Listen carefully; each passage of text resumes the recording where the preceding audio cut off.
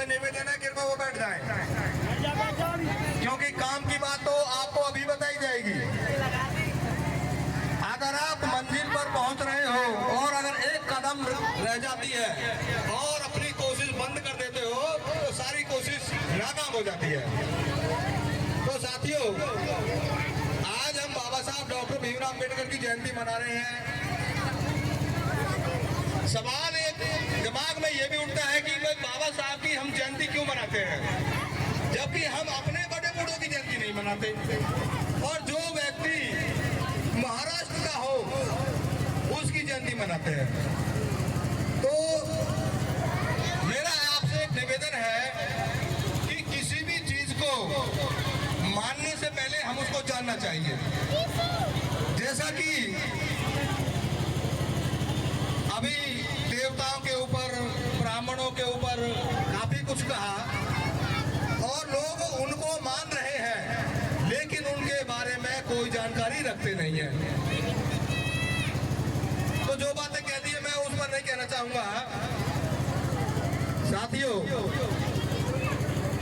आज हम जो यहाँ इकट्ठा हुए हैं और जो इस तरह का प्रोग्राम मना रहे हैं, ये संविधान की ताकत है। संविधान का आर्टिकल 19 आपको बोलने की आजादी देता है। बोलने की आजादी नहीं, केवल विरोध करने की भी आजादी देता है कि आप आर्टिकल के 19 के तहत जो आपको बोलने की आजादी है, उससे आप प्रधानमंत्री की भी आप आलोचना कर सकते हैं।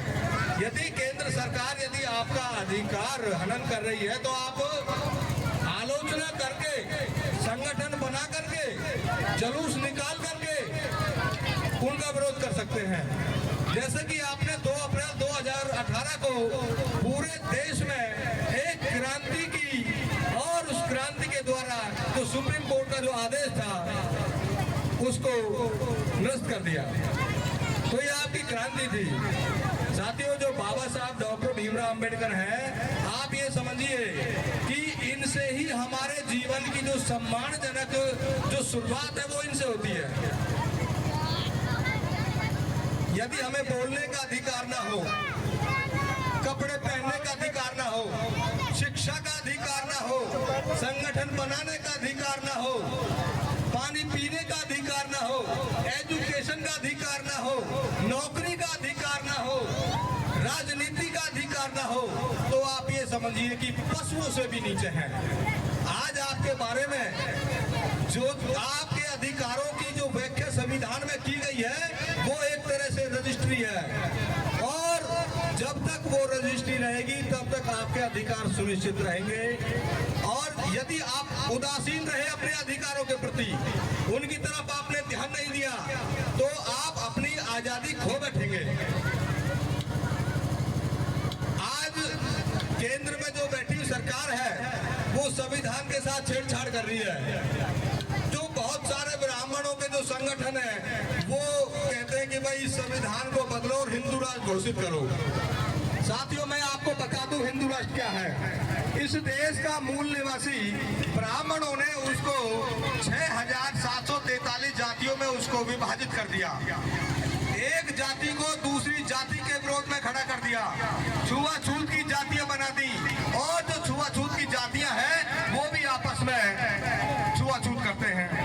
तो इतनी ज्यादा फूट समाज में डाल दी और इस फूट की वजह से वो सत्ता में रहा और आज भी है। आज जो राजा है वो कोई तलवार से राजा नहीं बनता, किसी रानी के पेट से कोई राजा पैदा नहीं होता। आज जो हम अपना नेता चुनते हैं, और अपना नेता इसलिए चुनते हैं ताकि ये हमारे हक अधिकार की लड़ाई विधान मंडलों में, संसद में, लोकसभा में जाकर के ये उठाए और हमारे जो अधिकार है जो हमें संविधान में मिले हुए हैं वो हमें प्रैक्टिकल रूप से मिले, वो हमको लागू हो, इसलिए चुनते हैं। लेकिन बहुत बड़ी विडंबना है कि हमारे 131 एमपी है पूरे देश में, 1100 से ज्यादा एमएलए हैं, और आपके सरपंच, आपके ब्लॉक मेंबर, आपके चेयरमैन, इनकी कोई गिनती नहीं है, और इसके बावजूद भी वो संविधान को खत्म करने में लगे हुए हैं। साथियों, वो ऐसा कर सकते हैं क्योंकि वो सत्ता में है और जिनसे हम ये उम्मीद करते हैं कि ये नेता हमारे अधिकार की लड़ाई लड़ेंगे। बाबा साहब ने कहा है कि जो लोग कांग्रेस में शामिल हो गए, कांग्रेस क्या है? कांग्रेस पार्टी ब्राह्मणों ने बनाई थी 1885 में। चटर्जी, मुखर्जी, बनर्जी, अगरकर, तिलक, गोखले, जो पूरे देश के जो बुद्धिजीवी ब्राह्मण अपने आप को कहते हैं, उन्होंने बनाई थी। और एक सीधा सा सवाल है कि जो लोग जिस चीज को बनाते हैं वो अपने लिए बनाते हैं। जैसा कि आपने ये टेंट लगाया, अपने लिए लगाया। आप कोई खाना बनाते हो, आप कोई घर बनाते हो, आप कोई गाड़ी लाते हो, तो अपने लिए बनाते हैं। तो ब्राह्मणों ने जो कांग्रेस पार्टी बनाई वो अपने फायदे के लिए बनाई। पूना पैक्ट के समझौते के द्वारा SC, ST को विधानमंडलों में जाने का मौका मिला। और वो जो लोग कांग्रेस में शामिल हो गए, बाबा साहब ने कहा कि उन लोगों ने अपने बोलने की आजादी खो दी और उन लोगों की हालत उन कुत्तों जैसी हो गई है जो काटना तो दूर भौंक भी नहीं सकते। ये बात मैं नहीं कह रहा हूँ, ये बाबा साहब ने अपनी किताब में लिख करके कहा है। और वो ऐसे ऐसे कानूनों पर हस्ताक्षर कर देते हैं जो समाज के विरोध में होते हैं। जब SC, ST का आंदोलन हुआ, बताइए कितने MP, MLA आपके आंदोलन में थे? कोई नहीं था। वो एक ऐसा जन समूह था जिसका कोई नेतृत्व नहीं कर रहा था, लेकिन आप जीते। तो साथियों, हमारे जो नेता हैं, हमें उनको चुनने में हमें बड़ी सूझबूझ से काम लेना चाहिए। हमारे नेता ऐसे हो जिनके पास तेज चिंतन शक्ति हो, सच्चा भरोसा हो, विशाल हृदय हो, मेहनती हाथ हो, जिनको कोई पैसों से खरीद नहीं सकता, जिसको आपके आंदोलन से कोई भगा नहीं सकता, वो नेता टिकाऊ होना चाहिए। लेकिन हमारे नेता क्या है? आप अपने पलवल इसमें होटल विधानसभा में देखिए, एक व्यक्ति जब वोट मांगता है तो पहले उसने गिलास का सहारा लिया कि जब वो वोट मांगने जाता था तो गिलास रखता था। ना जी, मैं तो जी तुम्हारा वो गुलाम हूँ, मेरी क्या मजाल, मैं जो आपके बर्तन में खाऊं पीऊं। और अब की बार जब उसने चुनाव लड़ा तो उसने अपना ही जूता अपने सिर पर रख करके वोट मांगे कि भाई मुझसे जो गलती हुई है मैं उसके लिए अपने सिर पर जूता रखता हूँ और माफी मांगता हूँ। तब उन्होंने उसको वोट दी, हाँ ये हमारा जो है ना पक्का गुलाम है। तो ऐसे जो नेता है पूरे देश भर में, ये एक नहीं है, पूरे देश में है ऐसे नेता। और वो हमारी कोई लड़ाई वो लड़ नहीं सकते। संविधान में केवल अनुसूचित जातियों के लिए ही नहीं किया, बैकवर्डों के लिए किया है, BC के लिए किया है। BC जो बैकवर्ड समाज में आते हैं, बैकवर्ड कास्टेज हैं, उनके लिए संविधान का 340 जो आर्टिकल लिखा है वो स्पेशल बैकवर्ड के लिए है। और उसमें लिखा है कि राष्ट्रपति एक आयोग बनाए और BC की कौन कौन सी जातियां हैं उनकी गिनती करे, गिनती करके उनकी जो पहचान करे, इनकी जो समस्याएं हैं उनका समाधान करे। लेकिन जब से ब्राह्मणों की सरकार बनी है, इन लोगों ने उनका सिर्फ वोट के लिए और दंगा फसाद के लिए उनका इस्तेमाल किया है। आज तक उनका जो रिजर्वेशन है वो नहीं दिया। देश को आजाद हुए 75 साल हो गए, बेचारे भटक रहे हैं। हमारे राष्ट्रीय अध्यक्ष वो कहते हैं कि या तो संगठित हो जाओ समझदारी से, वरना जूता खा के तो संगठित होना ही पड़ेगा। अभी 11 अप्रैल को महम में एक OBC की महापंचायत हुई, लाखों लोग उसमें एकत्रित हुए और उन्होंने ब्राह्मणों की और ब्राह्मणवादी पार्टियों की जमकर आलोचना की और उन्होंने अपना दर्द बयां किया। उन्होंने मनुस्मृति जलाई जिसके द्वारा उनको गुलाम किया गया था। तो साथियों, आज ये समाज जाग रहा है। जैसा कि अभी एक बात है कि शिक्षित बनो, संगठित रहो, संघर्ष करो। मैं इससे भी एक बात कहना चाहता हूँ कि शिक्षित के साथ साथ समझदार भी बनो, जागरूक भी बनो। मैं ऐसे बहुत सारे लोगों को जानता हूँ जो शिक्षित हैं लेकिन वो समझदार नहीं है। अरे जिन लोगों ने हमें पीने को पानी नहीं दिया, हमें खाट पर नहीं बैठने दिया, हमें पक्के मकान नहीं बनाने दिए, हमें कभी पक्का बर्तन यूज नहीं करने दिया, और तो और हमारी माताओं को तन ढकने का भी अधिकार नहीं था। नांगेली नाम की एक महिला है, उसने तन ढकने के लिए आंदोलन किया और उस आंदोलन में उसने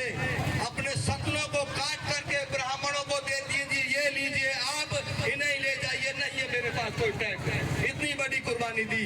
लेकिन मुझे बड़ा अफसोस होता है, मैं देखता हूँ कि ये 14 अप्रैल को हम लोग अम्बेडकर जयंती मना रहे हैं और सभी गाँवों में बड़े धूमधाम से मना रहे हैं, हलवा पूरी खा रहे हैं, लेकिन विचारधारा से मतलब नहीं है। लोग ये नहीं जानते अम्बेडकरवाद क्या है।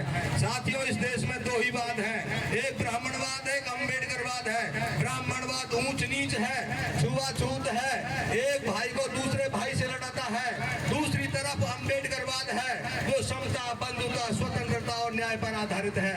बाबा साहब डॉक्टर भीमराव अम्बेडकर ने जिनके साथ छुआछूत का व्यवहार किया गया, 1703 जातियां हैं और उनको एक नाम दिया SC, शेड्यूल्ड कास्ट, अनुसूचित जाति। 1703 जाति के लोगों को एक करने का काम किया। 4000 के लगभग BC की जातियां हैं जो BC बैकवर्ड में आती हैं, उनको संगठित किया। 800 के लगभग जातियां ST में आती हैं, उनको संगठित करने का काम किया।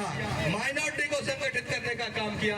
तो इस देश का जो मूल निवासी था उसको संगठित करने का काम दिया और सबसे बड़ा आपको जो अधिकार दिया वो वोट का अधिकार दिया।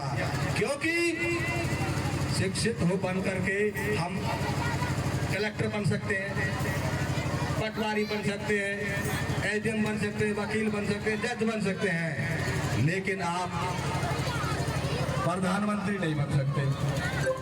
नरेंद्र मोदी की किसी को योग्यता नहीं पता, ये 10वीं पास है, 12वीं पास है, ये अखबारों में आ रही है, लेकिन क्या है, प्रधानमंत्री है।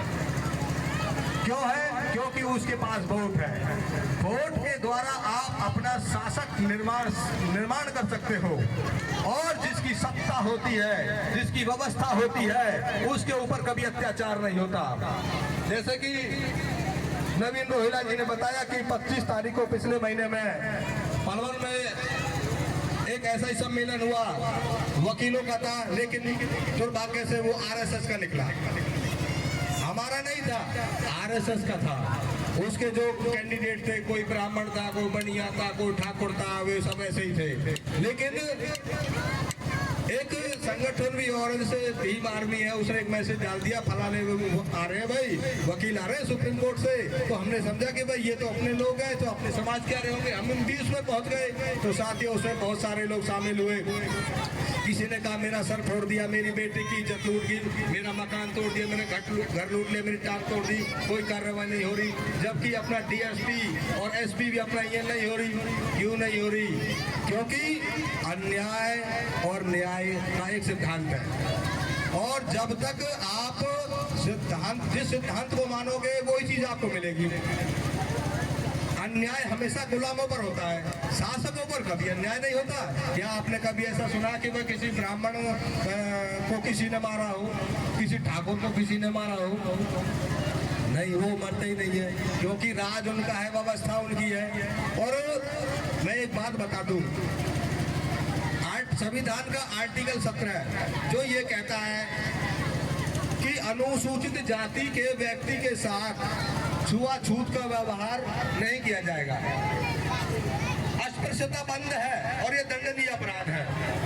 तो बहुत सारे लोग जो एजुकेटेड हो, जो वो समझते हो कि भाई हमें जो मान सम्मान जो मिल रहा है वो हमारी एजुकेशन की वजह से गलत सम्मान मिलता है आपको कानून की वजह से। तो कानून ही सर्वोपरि है। लेकिन हम क्या देखते हैं, चुनाव आया, लोगों को पता नहीं, वोट कहाँ देनी है कि पता नहीं है। ये चुनाव है, चुनाव सुख का और दुख का आपको करना है। यदि आप दुश्मन के पालों में डालोगे तो आप अपनी समस्याओं को खुद बढ़ाने वाले हो, अपने ऊपर अन्याय करवाने वाले तुम स्वयं हो। और जो लोग ऐसा करते हैं, अपने दुश्मन की ताकत बढ़ाते हैं, मैं ये कहता हूँ कि वो लोग शिकायत करने का भी अधिकार नहीं रखते। कहते हैं ना बड़े बूढ़े, अरे जब तुम कपड़ों को कुल्हाड़ी से धोओगे तो भाई वो तो कटेंगे ही, तो उसमें कुल्हाड़ी का क्या दोष है? तो सम्मानित साथियों, आपको व्यवस्था परिवर्तन में भागीदार बनना है। जैसा कि मैं आपको बता दूं, ये जो बैनर इधर जो लगा हुआ है आपकी बगल में, बहुजन क्रांति मोर्चा और भारत मुक्ति मोर्चा, मैं इसका जिला संयोजक हूँ और ये संगठन पूरे देश में देशव्यापी है और ये संगठन सरकार से लड़ाई लड़ रहा है। संगठन ये अनुशासित संगठन है, गैरडाई संगठन है और व्यवस्था परिवर्तन के लिए ये संगठन है। ये कोई हलवा पूड़ी खाने के लिए संगठन नहीं है। और जब तक आपको दोस्त की और दुश्मन की पहचान नहीं होगी तब तक कोई व्यवस्था परिवर्तन नहीं हो सकता। बाबा साहब ने 1935 में ब्राह्मणों को कहा था, वो भी ललकार करके कहा था कि ऐ ब्राह्मणों, जिसको तुम धर्म कहते हो ये धर्म नहीं, आदेशों और निषेध आज्ञाओं का पुलिंदा है और इसको खत्म करना चाहिए। बाबा साहब को जब मौका मिला संविधान लिखने का, बाबा साहब ने आर्टिकल 13 में जो आपके ऊपर क्या लिखा आर्टिकल 13 में कि इस संविधान के लागू होने से पहले जितनी भी विधियां, जो भी कानून आप पर लागू थी और आपके मूल अधिकारों से असंगत थी, उन सभी को शून्य घोषित किया जाता है। आपके ऊपर मनुस्मृति लागू थी। मनुस्मृति का एक सिद्धांत है कि ब्राह्मण, क्षत्रिय और वैश्य की सेवा करना ही शूद्रों का धर्म है। यदि आप हिंदू धर्म को मानते हो तो उस सिद्धांत को भी आपको पालन करना होगा। अगर नहीं मानते तो उसमें जोरदार उसमें लात मार कर उसको दूर करना होगा। अब कोई नहीं मान रहा है। हर जाति के लिए काम दिए ब्राह्मणों ने, जैसा कि हमारे लोगों को दिया है, तुम चमड़े का काम करोगे। अगर इसके अलावा तुमने कोई काम किया दूसरा, तो राजा को यह अधिकार था कि वो आपकी धन संपत्ति को छीन करके आपसे देश निर्वासित आपको कर दिया जाएगा। और आप किसी भी गांव में चले जाइए, आपको ऐसे बहुत सारे लोग मिलेंगे, ये फलाने गांव का, फलाने गांव का, फलाने गांव का है। इसका कारण है, और इसका कारण ये है कि जब उन्होंने कभी अपने काम को छोड़ करके धन संपत्ति अर्जित करने के लिए दूसरे काम किए, तो वहां के लोगों ने, वहां के राजा ने उनको देश निर्वासित कर दिया। हमारे ऊपर पाबंदियां लगाई कि तुम अच्छे कपड़े नहीं पहन सकते, हमारे सारे काम फ्री में करोगे, बिना पारिश्रमिक लिए, बिना कोई मेहनत न लिए हमारे सारे काम करोगे। और जब हमारी कोई मृत्यु हो जाएगी तो हमारे सगे संबंधियों को आप दूर जाकर के उनको ये खबर देने का काम करोगे, तुम्हारा वो आदमी मर गया है। हमारी महिलाओं को कहा कि तुम जो हमारी महिलाएं हैं, जब उनका कोई प्रसव होता है, कोई बच्चा होता है, तो उनकी सारी सेवा आप लोग करोगे। तो ये जातियां हमारे साथ की गई। और जब तक आपको ये पता नहीं चलेगा कि आप मान सम्मान से दूर रहे, शिक्षा से दूर रहे, अधिकारों से दूर रहे, गुलाम बन के रहे, और गुलाम ना बल्कि पशुओं से भी नीचे रहे, तब तक कोई परिवर्तन नहीं होगा। तो मैं आपको बता दूं, ब्राह्मण आपका दुश्मन है, और ब्राह्मणवादी जो परंपराएं हैं वो आपको गुलाम बनाए रखने का षड्यंत्र है। साथियों, जैसे कि अभी हमारी महिला साथी ने कहा कि गणेश हो गया मैल से, आप आज प्रैक्टिकल कीजिए। आज किसी महिला पर अगर कोई बच्चा हो जाता है, उसका पति मान लीजिए कहीं फौज में है, कहीं दूर है, बच्चा हो जाता है, तो वो कहेगा भाई ये कहाँ से, तो कहेगा मैल से हो गया। वो तो कौन विश्वास करेगा? वो उसको मार देगा या छोड़ देगा, विश्वास नहीं करेगा। लेकिन इन्होंने शास्त्रों में कर रखी है। मकर दर्ज हुआ वो मछली से हुआ, जिसके बारे में अभी वो शीरावासा ऐसा कोई होता है, कुत्तों को खवाते हैं, उनको पूजते भी हैं। ब्राह्मण लोगों ने कुत्ते पुजवा दिया, गोबर पुजवा दिया, कौवा पुजवा दिए, सांप पुजवा दिए। और ये क्यों पूज रहे हैं? क्योंकि हमारे लोगों ने बुद्धि का इस्तेमाल नहीं किया और अपनी बुद्धि को उनके चरणों में रख दिया कि महाराज तुम ही करोगे। ब्याह शादियां होती है, तारीख लेने जाते हैं कि बस ज्यादा तारीख दे दें। मैं कहता हूँ बहुत सारे लोगों से, जब हमारे जो आसपास के हैं, भाई कहाँ जा रहा है, भाई छोरी लड़की की शादी है, वो लगन लिखवाने जा रहा हूँ और तारीख लेने लिखवाने जा रहा हूँ। क्यों भाई, तुझ पे कैलेंडर पढ़ना नहीं आता? अरे जब नहीं आता तो हम उनसे पूछ सकते थे, कोई बात नहीं, अनपढ़ थे। लेकिन आज तो तुम पढ़े लिखे हो, और खास करके आज जो जितना पढ़ा लिखा है ना, वो ब्राह्मणवाद का उतना ही बड़ा पोषक है। ब्राह्मण जो 3.5% उनकी 6 पार्टियां हैं, हम 85% है। हमारी एक पार्टी भी राष्ट्रीय पार्टी नहीं है। हमारी एक पार्टी बनी बहुजन समाज पार्टी, उसमें ब्राह्मण घुस गया। सारे एमएलए ब्राह्मणों के, सारे एमपी ब्राह्मणों के, ब्राह्मण समाज पार्टी बना दिया। तो ये चल क्या रहा है? ये इसलिए चल रहा है क्योंकि हमारे लोगों को केवल एक तो वोट तक सीमित कर दिया है। सिर्फ वोट दो, उसके बाद में भूल जाओ। नहीं, मैं आप लोगों, आपके गांव में कई बार आया हूँ। मैं आपसे ये नहीं कहता कि आप मेरे साथ जुड़ो। हो सकता है कोई मुझे लालच दे दे, अपने साथ मिला ले। मेरे साथ नहीं जाना, आपको सिद्धांत के साथ जाना है, समाज के साथ रहना है। और ब्राह्मण बनिया ठाकुरों की दूसरी भी पार्टियां हैं, आप उनके समर्थन में बिल्कुल भी खड़े नहीं होंगे। अगर करते ऐसा तो फिर अम्बेडकर जयंती मनाना बंद कीजिए, फिर गुलामी करनी है फिर पूरी शिद्दत से कीजिए, और अगर आजादी का आंदोलन करना है तो उसको भी पूरी शिद्दत से कीजिए। ये बीच का कोई रास्ता नहीं है कि हम उनसे भी समझौता कर लें। बाबा साहब ने कभी समझौता नहीं किया। बाबा साहब ने दृढ़ संकल्प लिया कि मैं ब्राह्मणवाद को जड़ से खो दूंगा।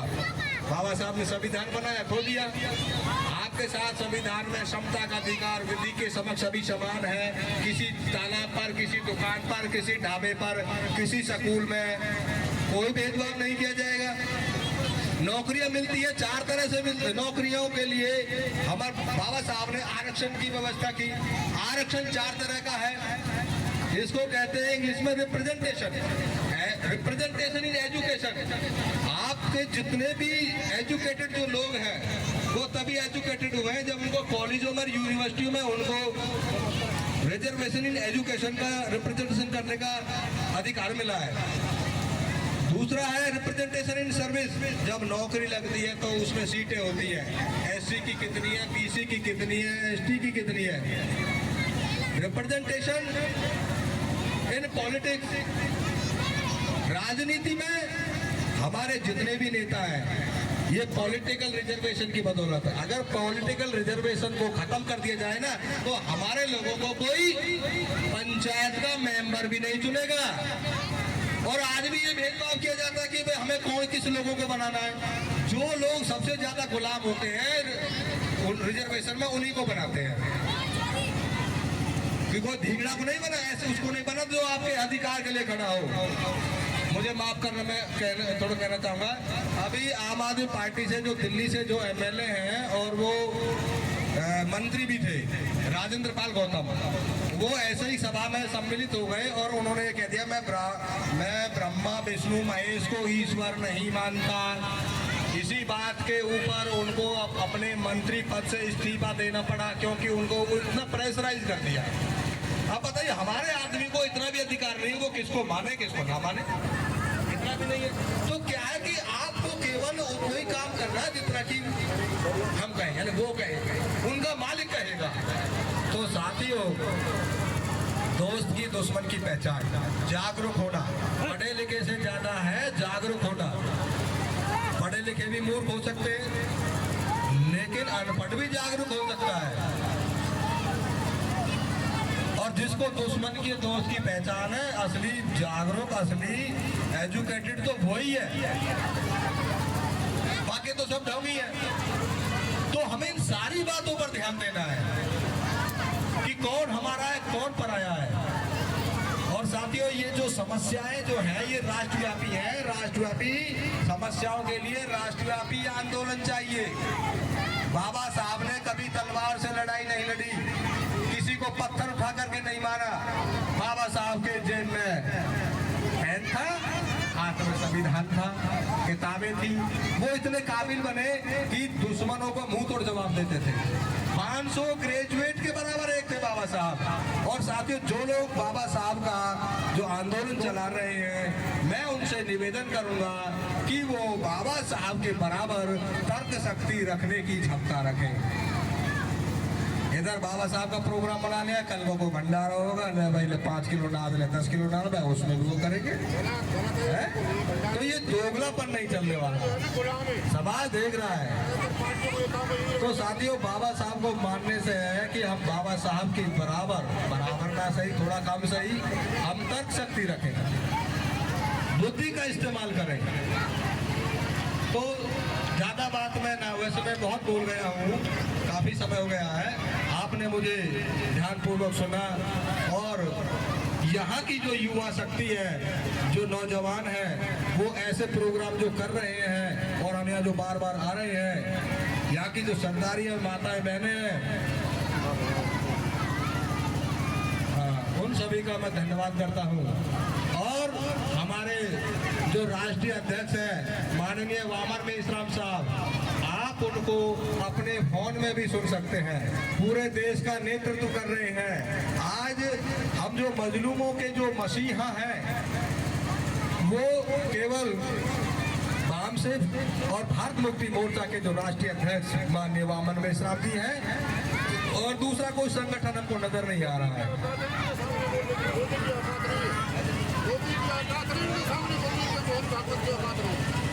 साथियों, मैं आपको एक बात और बता दूं, मुझे याद आ गई कि अभी ये गाना चला था कि भाई ये छोरा चमार का, ये छोरा चमार का, ऐसा चला था।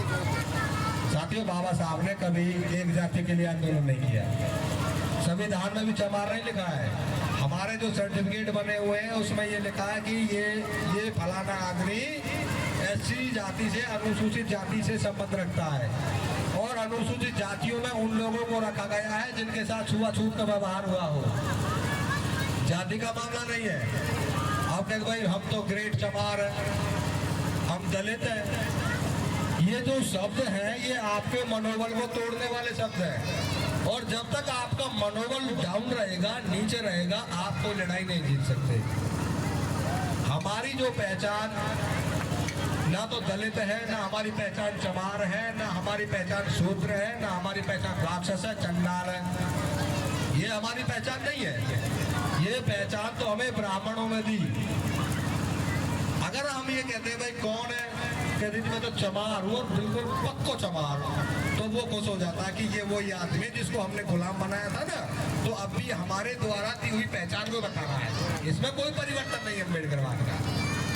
अंग्रेजों ने बाबा साहब से पूछा एक बार, तो अम्बेडकर ये बताओ, ये जो तुम्हारे लोग हैं, ये दबे कुचले, ये सड़ रहे हैं, इनमें बदबू आ रही है, क्या शुरू से ही ऐसे? बाबा साहब ने कहा नहीं, ये लोग इस देश के मूल निवासी हैं और ये लोग इस देश के शासक थे, लेकिन अब गुलाम बन गए हैं। ये ऐसे नहीं थे। तो साथियों, हम चमार भी नहीं थे, हम चूड़े भी नहीं थे। ये नाम तो हमें ब्राह्मणों ने दिए। हमारी जो असली पहचान है वो यहाँ का मूल निवासी होने की है। और बाबा साहब ने हमारे लोगों से कहा कि जाओ अपनी दीवारों पर लिख दो कि तुम इस देश के शासक हो। जब लोगों के पास दीवारें भी नहीं थी, टट्टा लगा कर रहते थे, तो आज तो दीवारें हैं, लिख दो इन दीवारों पर हम इस देश के मूल निवासी हैं, इस देश के शासक हैं। और जब ये विचार आप लोगों के दिल और दिमाग में आएगा, तभी ये सब लोग परिवर्तन ही परिवर्तन है। और यहाँ का हाँ, हार तो हार का मतलब हार ही है। और मैं एक बात और आपको बता दूं कि यहाँ पर जो सबसे ज्यादा माताएं बहनें हैं, और जब जो यहाँ की जो लड़कियां हैं, जब वो किसी अपने इनकी शादियां हो जाएंगी तो वहाँ जाएंगी, तो आपको वहाँ समझौता नहीं करना कि वहाँ के रंग में रंग जाए। मैंने भी अपनी बहन की शादी कर दी, बहुत धर्म से की, सारा वो किया, लेकिन वो तो निकले मोहन राम वाले। मोहन राम के लिए हमारे सारे वो रिश्तेदार बीमार हो गए। मेरे बहन जी का फोन आया, भैया सारे बीमार हो गए। मैंने कहा तो मोहन राम के वहाँ चलो जाओ, शायद पूजा पाठ में को कमी रहेगी होगी, आशीर्वाद दे देंगे। लेकिन थोड़ी देर बाद फिर हमारे मौसा जी वो एक्सपायर हो गए, फिर मुझे कहने की जरूरत नहीं रही। भाई साफ स्पष्ट है। तो साथियों, पहले किसी को जानो फिर उसे मानो। मैं आपके बीच में आ रहा हूँ, कई बार आ गया, उसे थोड़ा थोड़ा जान गया हो, जान करके थोड़े मान लोग लगोगे। और हमारे घर में जो ये बैठे हैं, देवतान के बारे में बैठे हैं ना, भैया हनुमान कौन बताइए, तो पता ही ना।